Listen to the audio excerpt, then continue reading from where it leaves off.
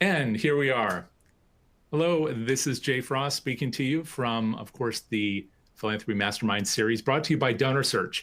If you're not familiar with DonorSearch, I hope you'll take a look later at donorsearch.net. You can learn all about them. But today, I just want to thank them for providing a platform where, since 2016, we've been able to bring great leaders in philanthropy and fundraising to you to talk about the issues that they know so well and matter so much to the rest of us. We're certainly doing that today with Art Taylor. So first of all, hello, Art. Hey, Jay, thanks for having me. It's great to have you. Great to have you. And I want to give people just a tiny window on you, although if you are watching us live, you can see that there's a way you can click and read his full bio. But just to give you a little taste, he is the president and CEO of the BBB Wise Giving Alliance, or better known on the web as give.org. He's been appointed to his position back in 2001. The Wise Giving Alliance Board of Directors selected him for his record of accomplishments in the nonprofit arena. And I won't read all his accomplishments to you, but I urge you to take a look at his full bio. He does serve on a number of boards, including the International Committee on Fundraising Organizations and the Board of Convergence, National Assembly Business Services, CFRE International, and the American Institute of Graphic Arts. The building where my father once had his office. So that's a fondness for me. And he's been influencing the sector in so many ways that are difficult to reduce to a paragraph introduction. So I won't do the injustice of trying to do that, except to say that I think we all know, at least by reputation, if not by direct experience, the importance of trust in the sector and how, of course, the Better Business Bureau generally and the Wise Giving Alliance and the work that Art Taylor does is so instrumental in making sure people trust us to do the things that matter so much to the world we live in. So with that, maybe I can ask you, Art, can you tell us a little bit about the mantle that you wear as CEO and the work that you do there? Well, Jay, I think in the nonprofit sector, because I get to not only work with great people inside of our organization who are totally dedicated to helping charities demonstrate their trustworthiness and helping donors find the organizations that matter most to them. But we also have the opportunity to work with really great people in the nonprofit sector. And in some cases, we can even happily with them influence their impact and the effect that they're having in their work. And it's wonderful when we get a call from a charity executive saying how great it is that we have collaborated on getting them through the accreditation process.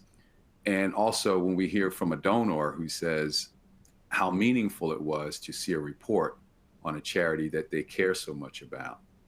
So we're very, very fortunate. I am very, very fortunate to have now been in this job for the last 20 years. It's our 20th anniversary, and have seen and been a part of the advancement in this organization from one that focused almost exclusively on charity reporting to one that is now developing tools and resources for donors and charities to use that extend even beyond our core work in charity reporting.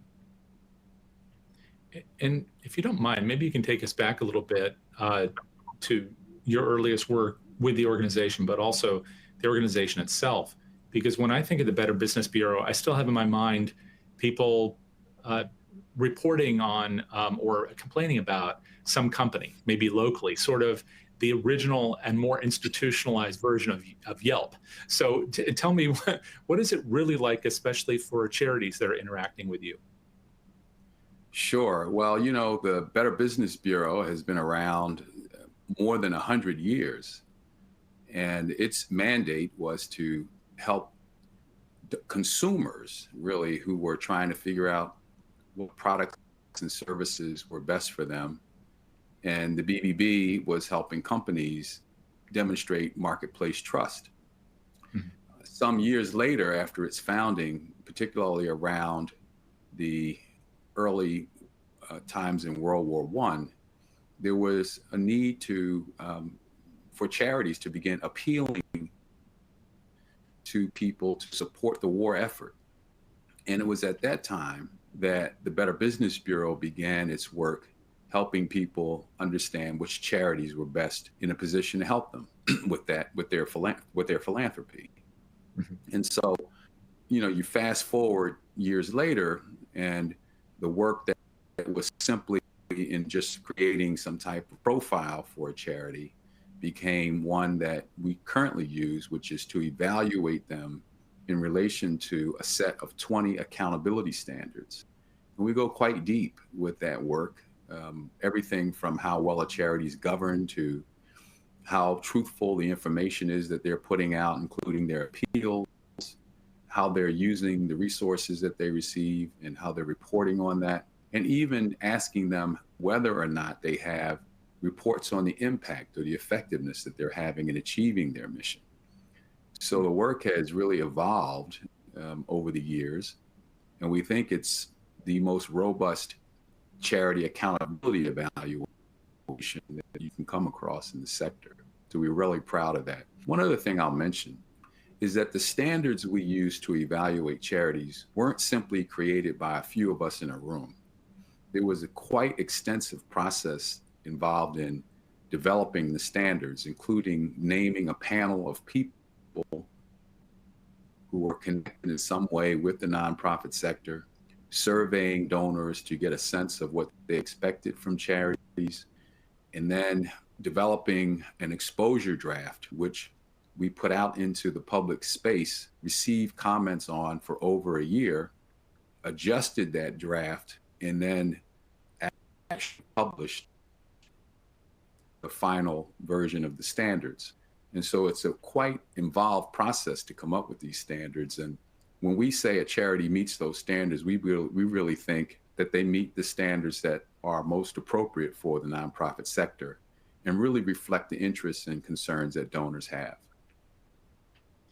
I know you can't go through all 20 of those things because you'd spend all day describing the process, but it sounds very rigorous. And it also sounds like it's not just about numbers and it's not just about quality, it's about both. So if the analogy were to Wall Street and people investing our money, is that true? Is it both qualitative and quantitative? It is. And, there are certain items, of course, that are quantitative. We look at things like how much money does a charity have in its reserves, and does it have essentially more than what a donor might expect? We also look at things like how truthful are your appeals, using phrases that are, not necessarily appropriate or that are, dragging at a person's heartstrings unduly. And those are certain judgments we'll make about a charity's appeals. And we do that because we know that most people will make a decision not based on some information that they receive from a report, but they're going to make a decision based on what's in a charity's appeal. So we want to make sure those appeals are accurate and they're not misleading in any way. But also, people are still concerned, and I know there's a lot of chagrin about this, about how charities spend their money. And our approach is that there should be some minimum amount that a charity spends on its programs. And we know that that should not be used to designate whether a charity is effective or not. But I think we'll all agree that charities should be careful about how they use their money, but they should also make sure that they're using enough to cover things like fundraising and administration. Right. Yeah, we've had Dan Pilata join us before, and he speaks very passionately about this subject. And it sounds like you're taking a ground organizationally where you believe that it's important to invest in fundraising, but to be mindful of not only the perception of that expenditure, but also how impactful it really is. That must be hard to thread that needle, because in the end, it must be different for every organization. How do you then take that and apply that to hundreds or thousands of organizations? Yeah. Well, what we say to our donors is that it's a mistake to rely solely on a charity's financial ratios. If that's all you're paying attention to, you're going to miss a lot. The truth is, Jay, that only about 5 to 7% of the charities we evaluate fail to meet one or more, or fail to meet that ratio standard, I should say. Mhm. Only about 7%. But almost 35% meet one or more of the other standards that we have. So if you're only focused on a financial ratio, you might find a charity that has very good financial ratios. They might be spending, 70, 80% of their funds on programs, but they might not have a governing board, or they might be misleading people in their appeals, or Mhm. they might not be having their financial statements audited, or Right. those audits might have things in them that you don't want to see. So there are lots of other reasons why we should pay attention to a charity other than simply what's in its financial ratios. Right, absolutely. It's funny when you talk about this. I think about where many of us might initially go to get information on an organization. Even in my work, I automatically go to Guidestar, and that's because, of course, there are so many organizations there. In theory, all the organizations that file should be there. Now, here you're talking about a much more discrete group of organizations. How are you making that selection? And by the way, I should also add that I believe you expanded that pretty dramatically over the years. So how big is that universe, and how did you select those in that universe? Sure. Well, we try to evaluate the charities that are most asked about. Mhm. And, what you find is that the charities that are out there soliciting people tend to be the ones that we focus on. And Right. given the depth and the rigor of our evaluations, there's not the resource to evaluate every single charity. But even if there were, there probably isn't, in our view, that. Charities that aren't soliciting people aren't really a risk to donors, which is our primary focus. And so if we hear from people that they want to know about a particular organization, we will do an evaluation. If a charity comes to us and says, we would like to be evaluated, no one's asked us about that particular charity, but we'll still do the evaluation if the charity wants to be evaluated.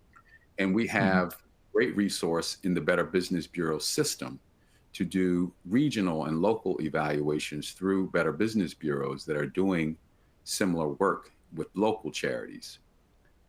And all we evaluate somewhere in the neighborhood of 10,000 organizations. How our sector is skewed, we're going to cover a significant portion of charities that are out there soliciting people, even though there are millions of charities out there. But the ones that are actually soliciting and raising significant money are a much more discrete number, as you point out. And those I are the have to ones that ask we you. really, yeah. I have to ask you. I mean, in the past, I know that there was literally a good housekeeping seal of approval. I know there's a Better Business Bureau logo that organizations can put on when they're doing the right things and they're good citizens. Um, have you been able to uh, either measure or learn from organizations that are utilizing this service, or part of that universe of organizations that you are tracking? Have been able to demonstrate how this will actually help them to raise more money simply by having that seal of approval? Yeah. So we know through our own surveys, and it's varied over time, but somewhere between 35 to 49% of donors surveyed said they Mhm. would be more likely to support an organization that had our seal. And Right. there have been other studies that show, just in terms of meeting our standards, that there can be up to a 12% increase in funds raised, at least in association between meeting standards and raising 12% more than those that don't. So we believe that there is some hard evidence to support the anecdotal evidence that we get every day from donors and organizations. But I'll tell you something else, Jay. Even if we didn't do those surveys, we believe it's still important for organizations to have a path to either an accreditation or to a way to believe in their trustworthiness. Our sector is entirely dependent on the trust of donors. And if people don't trust these organizations, we know that they won't give. And so it's so important for charities, independent of what we may see in surveys, to submit to these types of independent evaluations of trustworthiness. And I think most charities understand that and are willing to go through the process. So that's another reason. It's not simply what you get from it. It's about being a good sector player. And I think that's also the reason why we exist and have existed for so long. I'm really glad you brought that up for a couple of reasons. And before I get to my next question, I just want to make sure I understood you, which is that any organization, any not-for-profit 501c3 could put their name forward for evaluation. Is there any kind of Absolutely. Cost or barrier to that process? There's none. You can be evaluated free of charge if you're a publicly soliciting organization. Just come to our website, fill out a form, and we'll begin an evaluation process on you. So there's no cost associated with that. There is a cost, however, for organizations that want to use our logo. If you want to use a charity seal, then there are two things that have to occur. First of all, you have to meet all 20 of the standards. So no charity can get our seal unless they've gone through the free evaluation and have met all 20 of the standards. If at that point you decide you want to get the seal, you can, and you have to pay a fee that's scaled to your annual revenues. So that's how that particular process works. And about 70% of the organizations that are eligible get the seal. And it's a very popular item, as you might imagine. Once they get it, they never stop using it. They continue to use it, thank goodness, because it does help donors understand really quickly that that organization is accredited. And as you pointed out, the Better Business Bureau has been in this space for so long that people do tend to look to what we have to say and how we express an organization's trustworthiness in our reporting. Well, and that takes us to that core, that trust issue. And I know among many things that you do, because you're a busy guy and the organization's a busy place, that you also have an annual report.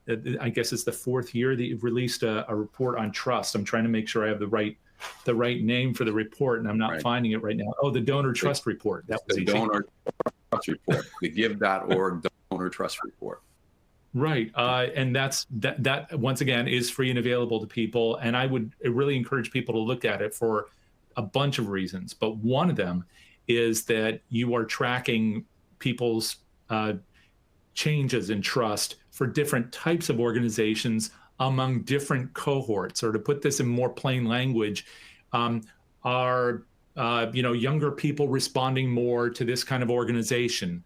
Are African Americans or Latinx populations responding more to that kind of organization? What do they wish to see from organizations? Which messages and organizational missions are resonating for people? So it's great at the surface level of just how things are going, but it digs deep in places that I don't typically see. And there was one part of that report that really, the whole bunch, but one really struck me, which was about 16.8% of people highly trust charities.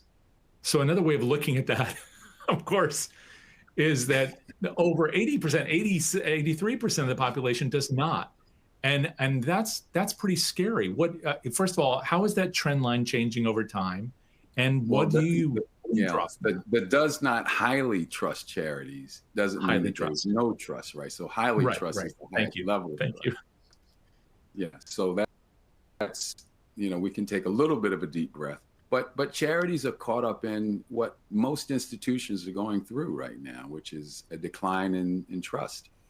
And we all have work to do two things. First of all, to improve the level of trust that people have in us as institutions, and there are reasons that I believe, extend beyond what we're doing as individual institutions as to why that is it. We can go into that if you'd like.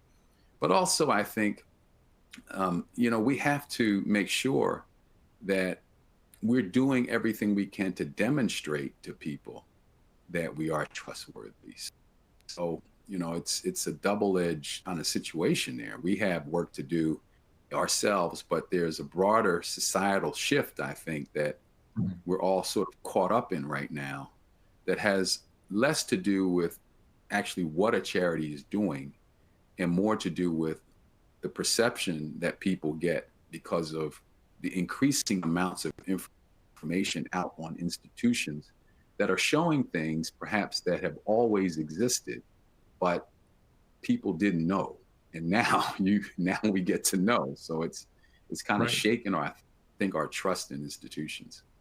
Well, It's it's also, I scary. think, driving I think it's also driving this movement toward peer-to-peer relationships, right? I mean, if we don't trust institutions, then who do we trust?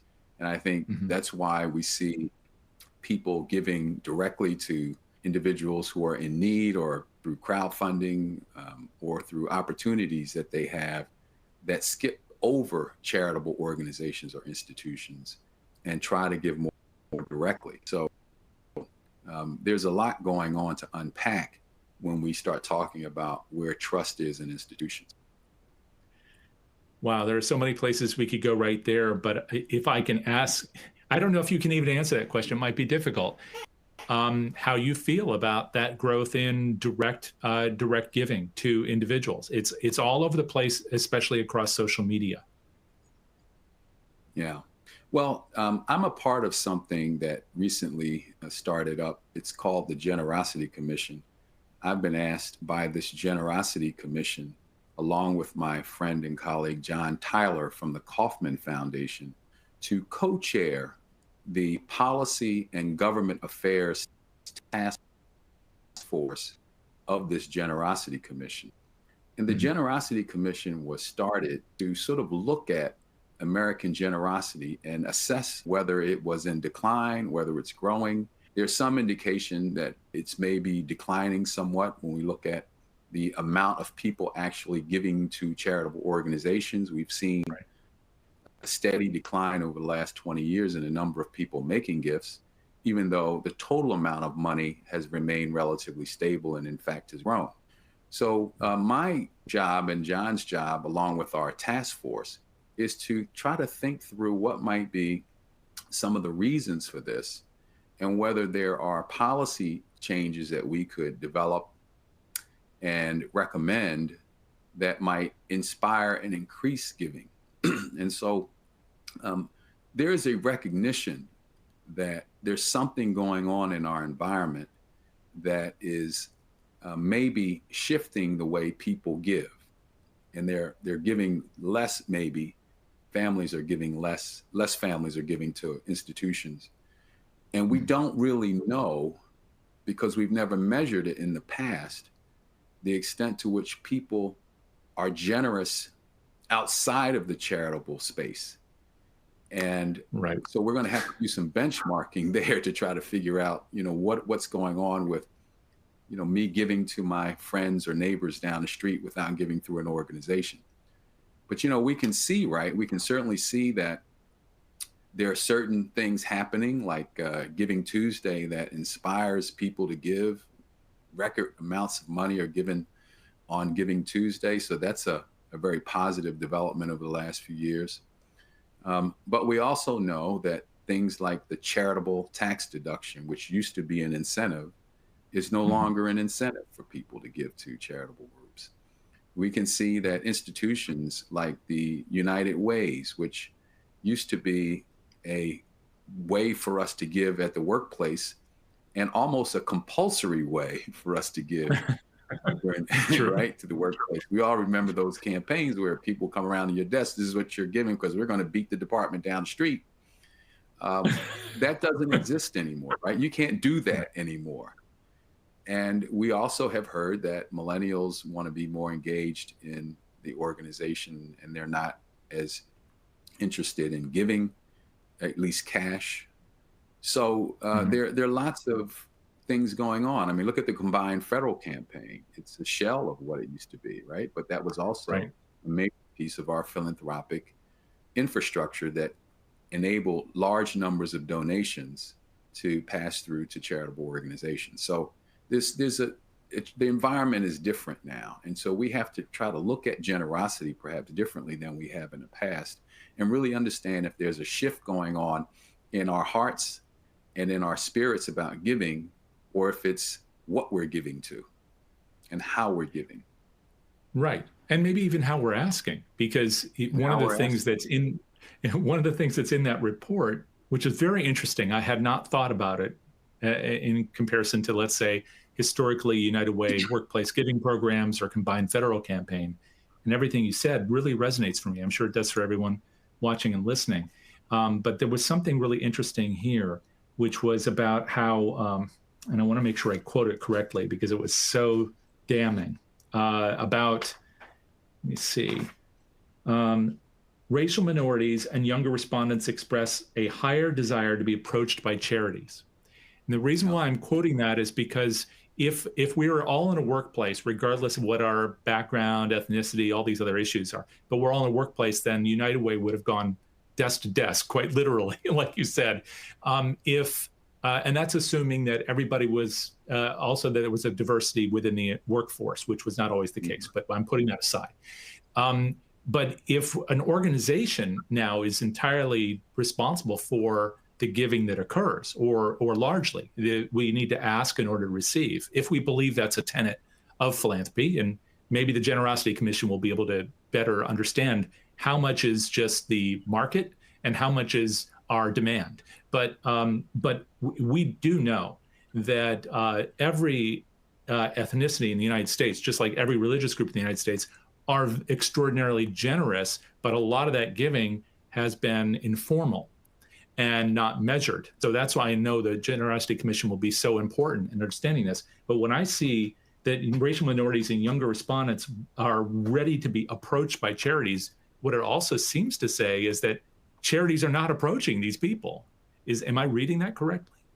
You are reading that correct. And when we saw those numbers, it was a head scratcher for us. So we went out and asked some organizations about what was going on. And it's sort of caught up in what's going on in charity fundraising in general, Mm. which is there's a much greater emphasis on raising large gifts. Now that's not to say that racial minorities wouldn't make large gifts. But what it is saying is that charities are using their traditional methods to reach Mhm. their traditional audiences. And those are the ones that they've identified are able to make, really large gifts.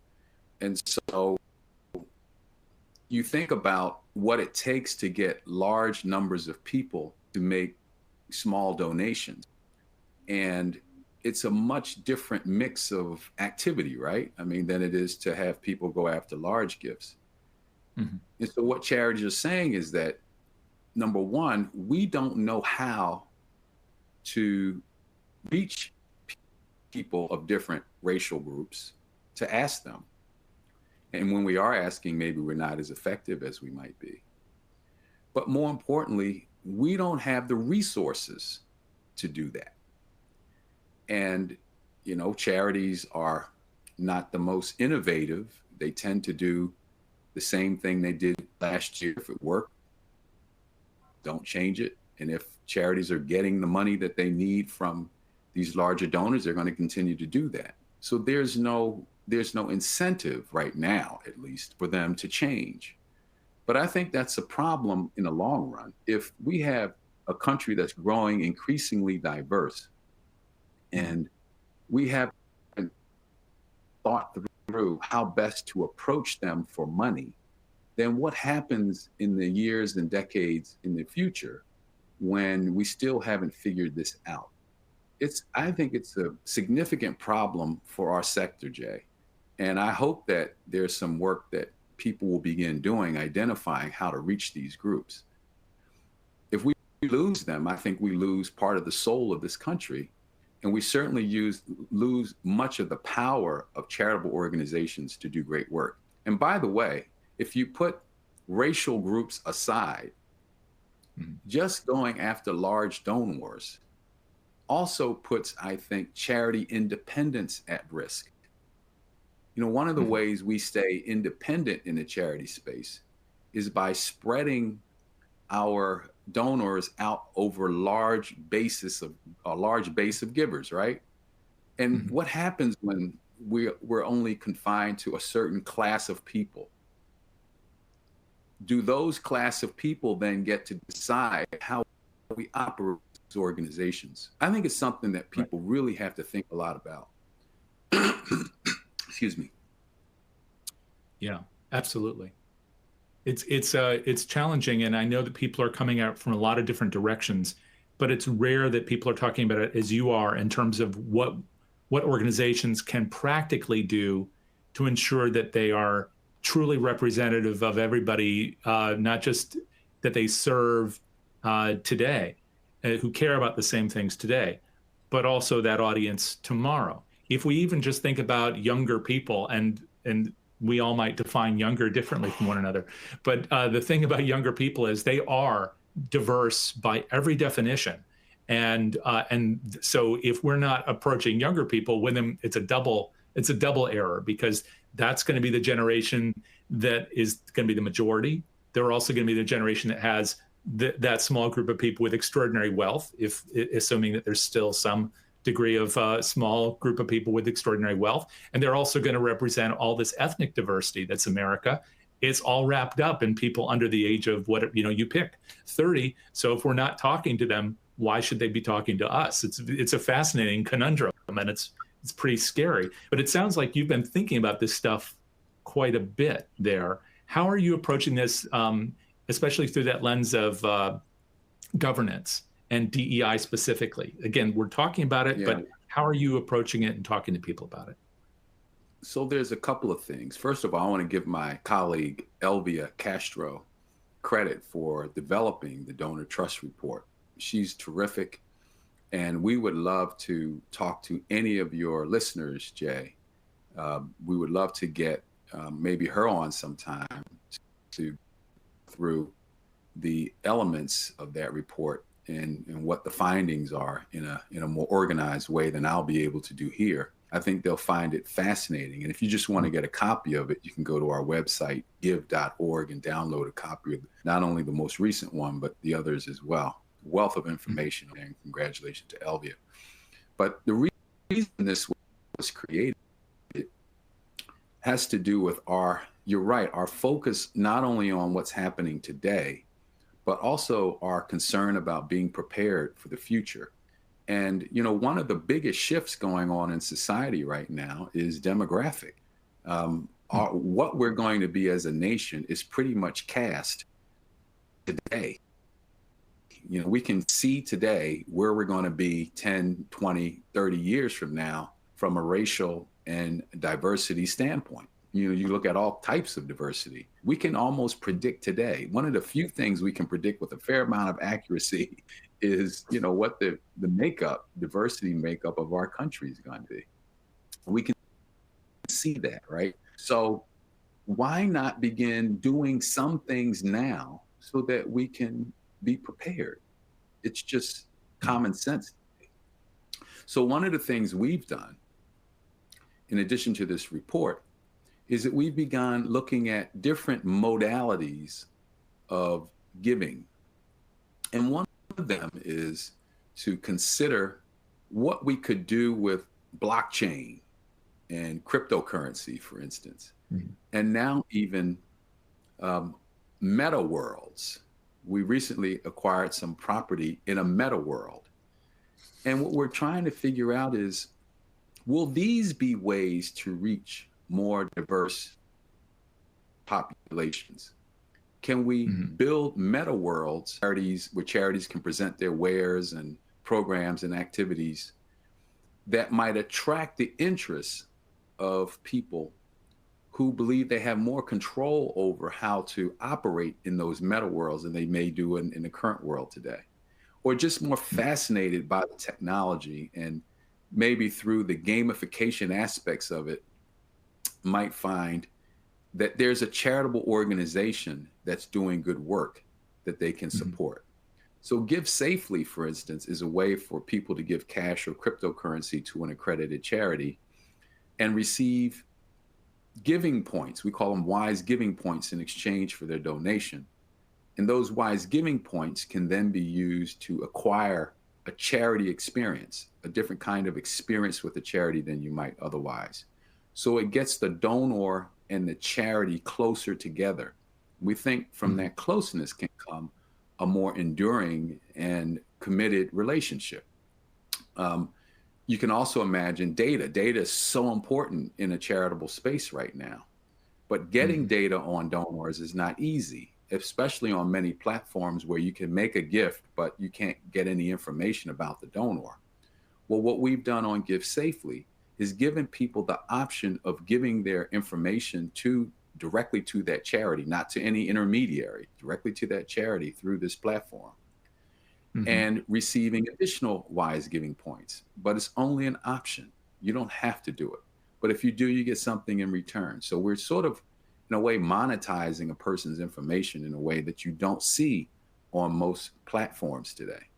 So we're hoping that these innovations can be ways for charities to move closer to their donors, to engage them in ways that really matter to them, and also get them the resources that they need to do their work, while at the same time inspiring and captivating a donor's interest in such a way that they're more likely to give and to remain loyal to that charity because the charity's taken time to find them and meet them where they are. Wow, I love all of that. It's not only innovative, it's just a lot of fun. And when you talked about, for example, using the wise giving points to acquire a unique charity experience, can you give just one tiny example of what that might look like?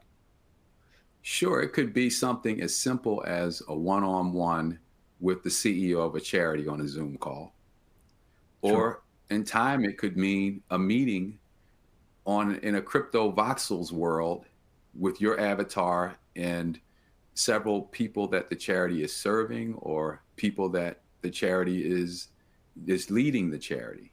There are any number of things that can happen depending on the creativity of the charity and the offers that they're willing to put out to reach those people. In time, maybe there'll be in-person experiences if we can ever get back to that, and I'm hoping we can. So charities have different events. They have all sorts of, activities that try to engage people, marches, walks, and so forth. Well, what if you could get those through these interactions that you get through this application? So we're also thinking, Jay, there's an opportunity for businesses to connect with both charities and donors. Imagine that I'm just going to throw out a name. They're not involved, but I always imagine you're this famous coffee service and you want to support charities that are, people who more likely drink coffee, let's say. So you put out an offer on Give Safely where you're offering anyone who gives to a charity on Give Safely, you're offering them a free cup of coffee. And in exchange, you're able to get information about who's donating to what charity. And you can then take that information and decide, it seems that more people are donating to XYZ charity. Therefore, maybe us coffee shop should be partnering with XYZ charity. So it gives data to both the company and the charity about why they should be partnering. So there are other applications that can come from this that are just so unique and I think important in this data-driven world, or at least data-informed world, that we're just really excited about this, and we're calling, others to just join us and be a part of this really for everyone. It's a free service for any accredited charity, and any donor can get a wallet on it. I'm sure that it's going to be appealing to many people when they learn about it, because it makes it possible to raise money they wouldn't have from audiences they couldn't have. But it also checks a couple of other boxes, one practical, one philosophical. The practical problem being that if you want to raise money through Facebook birthdays being a great example of this, good luck getting the data. Every nonprofit listening knows that Right. for those donors. But the philosophical one, of course, about that, and God bless them at Facebook, because they do generate a lot of money for us, but we don't get the data, so we can't build a relationship of trust. And in this also gives control.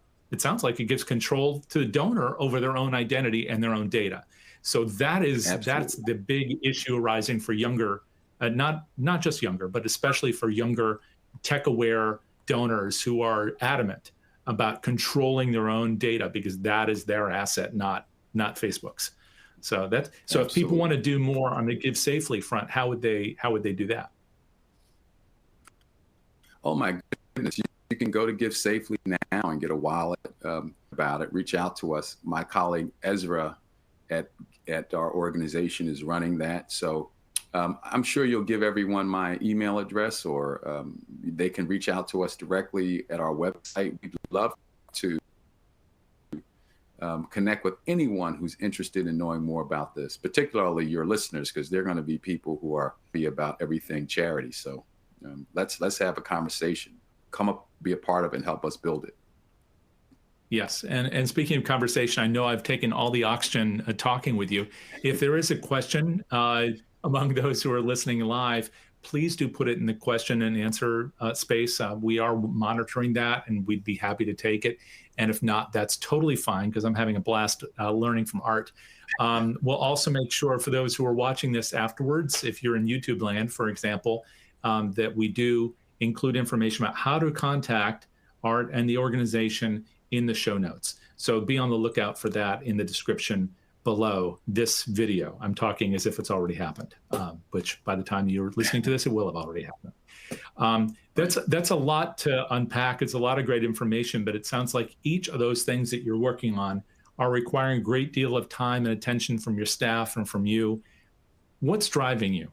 How did you come to decide this was your thing? Because you've been doing this now for 2 decades, when you could have done you've done many things, you could be doing many things. Why this? Well, it's just been a perfect match for my interests, my skill sets, and my curiosity, frankly. When we started off, Jay, we were a pretty small organization. We're still pretty small, actually, for what we do. But we've certainly grown from those humble beginnings, where we were doing maybe 500 evaluations a year total. And we're much more substantial now. We have a good revenue source. Charities believe in what we're doing, so do donors. And we got to a point, though, about, I want to say 7 or so years ago, when I began thinking about where we go from here. And it just wasn't clear to me what was next. And I did some work, did some reading, and I came across some good people at the Institute for the Future, and I want to give them a plug. And learning from those good folk at the Institute for the Future, and particularly my good friend Bob Johansson, who's senior fellow there, and Marina Gorbis, who is the CEO, I learned so much about how, as people, we can have some agency in what happens in the future. It's not simply what happens to us. And through that work, I came back and was really rejuvenated to figure out what was next for the Wise Giving Alliance. And we began experimenting with things and thinking about giving in the future and what charity might look like in the future. We began examining shifts going on in the environment, signals of change. And as a result of that, we became a much more innovative organization that was open to experimenting with our right of way around the edges, so to speak. We kept our core work, but we began thinking about what else might we do given the position that we hold in the sector. And it's given us the ability to create a whole host of things that many people would never have thought we would be doing. I didn't mention to you the work we're doing around collaboration. If you asked anyone about one of the biggest untapped assets in the nonprofit sector, you probably wouldn't hear them say collaboration, but it actually is, in my opinion. I think there's so many great opportunities for more organizations to work together. And what we found by talking to organizations is that many of them are doing it. So we developed what we call the 9 considerations for organizations that want to collaborate. This was first published in an article in the Stanford Social Innovation Review that I wrote called Hacking Nonprofit Collaboration. And then from there, we made these 9 points, advancing collaboration, and created a whole suite of work around what charities can do to collaborate. We even have posted inspiring collaboration cards that tell the story of organizations and their collaborations. So we're now hoping that we can get even more organizations to collaborate. Ultimately, one of the big features of our organization is that we don't evaluate 200,000 or 1 million organizations. Our work is much more, I would say, boutique, if you would. We're focused on those organizations that are in front of the public, that the public really cares about. Mm-hmm. And we go deep. But it also gives us the opportunity, Jay, to build relationships and community among those organizations. And so in every product that we offer, we look to our charitable organizations to come build those things with us and be a part of what the creation of those things will be. And I think that is also one of the unique aspects of the Wise Giving Alliance. And it's what's kept me with the organization so long. Every day is different. Every day is exciting. We're constantly working on new things. And that is, I think, what keeps our staff. We don't have turnover. People don't leave. Many of my colleagues have been with me more than a decade, and I think that we've hired a couple of new people just because we've grown. But people stay, I wish we could pay them more, but they stay, they love the work. And we try to give them the freedom to operate in a way that is innovative and both helpful to charities and donors. It's awesome. I mean, all the things that you've talked about are such great examples of not only making things better, but really looking forward to the way things need to be, which is a very different kind of calculus entirely. Art Taylor, thank you so much for sharing just a little bit of this with us today. And again, why don't you just give a shout out to where people should learn more, where you'd like them to go first? Reach out to me at A Taylor at give.org, ataylor@give.org, or you can find me on LinkedIn. I accept, anyone who wants to reach out to me on LinkedIn. That's how we met, right, Jay? So, that's right. And by the way, if you'll accept me, he'll definitely accept you. So yes. And I have to plug the Heart of Giving podcast too. Yes, thank you. I'm so sorry I didn't mention that here. Yes, please. Yeah. So if you get a chance, listen to an episode of the Heart of Giving podcast. It was set up to inspire people to their generosity and to celebrate the transformative effects that giving and service have on the spirit and on community. So we've interviewed some amazing people. I hope you'll check it out, subscribe, and do all the things you should do with a podcast. And make sure you listen to the Roger Daltrey episode. But that's not the only one. Start there, don't end there. Again, thank you, Art, so much for sharing all this really awesome, and maybe more importantly, for doing so much that you do for the sector and that you're doing now through the Generosity Commission as well. We really appreciate you. And we appreciate everybody here and for being with us live or for listening and watching after the fact. I do want to encourage you to take a look also at our friends at DonorSearch, which is at donorsearch.net. If you are interested in knowing more about your donors, like we were talking about a little while ago, DonorSearch can certainly help you on that front. That's what they do. So if you're interested in knowing more about who they are, and where they're going, DonorSearch is definitely the place to be. You can learn, again, all about them at donorsearch.net, or you can just come back and check out our programs, which are running every single week, both here through these virtual presentations that are live video, CFRE accredited presentations as well, or our podcast, which comes out every couple of weeks. So enjoy all that. And of course, take care of yourselves in these perilous times, but at least they're a little less perilous because of Art Taylor and his team. We'll look forward to seeing you next time. Till then, take care.